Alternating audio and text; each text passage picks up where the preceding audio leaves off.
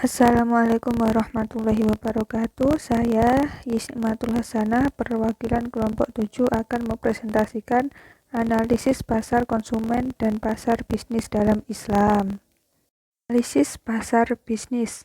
Analisa pasar adalah suatu kegiatan penganalisisan atau penyelenggaraan untuk mempelajari berbagai masalah tentang keadaan pasar. Analisa pasar ini menjadi hal penting yang harus diketahui oleh setiap orang dan juga menjadi dasar dan pondasi yang berkaitan dengan strategi pemasaran selanjutnya. Adapun langkah-langkah sebelum melakukan analisa pasar. Yang pertama, menentukan pasar yang relevan. Yang kedua, menganalisa permintaan primer. Yang ketiga, menganalisa permintaan selektif.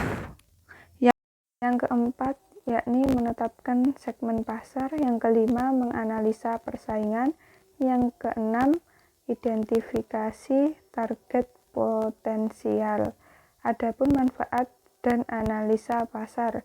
Yang pertama, mendapatkan konsumen. Yang kedua, melihat persaingan.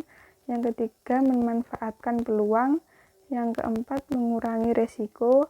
Yang kelima, rencana jangka panjang. Yang kelima, menjadi tren bisnis. Yang keenam, mendapatkan keuntungan dengan secepatnya. Yang selanjutnya adalah karakteristik pemasaran syariah dalam Islam. Karakteristik marketing syariah adalah karakter dan gaya hidup perusahaan serta nilai-nilai yang berkembang secara teratur dalam pemasaran sebagai sebuah disiplin bisnis strategis yang mengarah pada proses penciptaan, penawaran, dan perubahan nilai dari suatu indikator kepada para pemegang saham yang dalam keseluruhan prosesnya sesuai dengan akad dan prinsip-prinsip muamalat bisnis dalam Islam.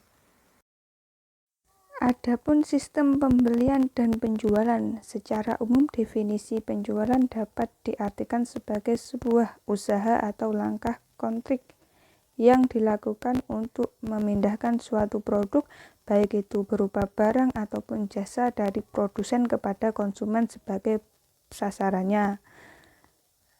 Terus pembelian adalah untuk mengadakan material dan part pada kualitas yang tepat untuk kuantitas yang tersedia untuk digunakan dalam operasi pada waktu yang tepat dan tempat yang tepat.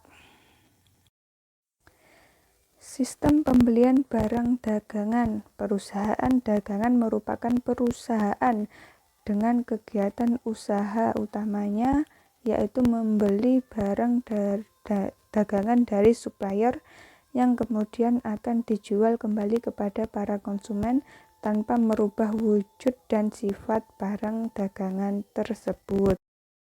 Selanjutnya ada sistem penjualan dan unsurnya. Pengertian sistem penjualan adalah sekelompok unsur atau bagian yang saling berhubungan dan berfungsi secara bersama-sama sesuai tugas masing-masing untuk mencapai tujuan yang telah ditetapkan.